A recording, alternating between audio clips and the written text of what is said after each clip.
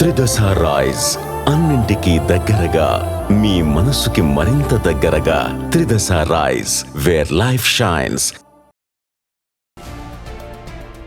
పశ్చిమ గోదావరి జిల్లా తాడేపల్లిగూడెంలో పెను ప్రమాదం తప్పింది.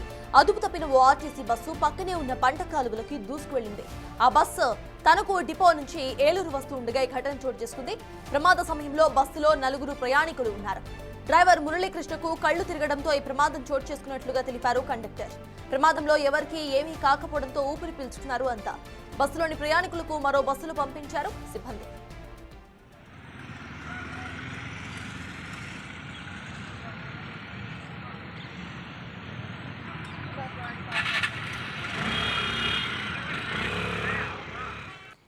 ఇదే అంశంపై పూర్తి డీటెయిల్స్ మా ప్రతినిధి సాగర్ అందిస్తారు. సాగర్, చెప్పండి, ప్రెసెంట్ అక్కడ ప్రయాణికుల పరిస్థితి ఎలా ఉంది అండ్ బస్కు సంబంధించి ఇటు ఏపీఎస్ఆర్టీసీ స్పందించిందా? అప్డేట్స్ ఏంటి సాగర్?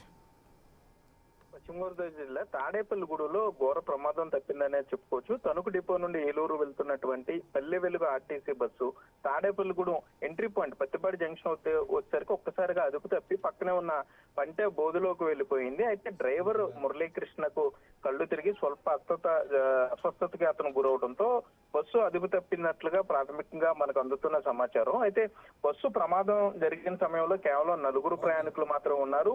బస్సు అటు ఇటు వరకకుండా డైరెక్ట్ గా పంట బోధలోకి వెళ్ళడం, కొంత అదుపు తప్పి కింద పడకపోవడంతో పెద్ద ప్రమాదమే తప్పిందని చెప్పుకోవచ్చు.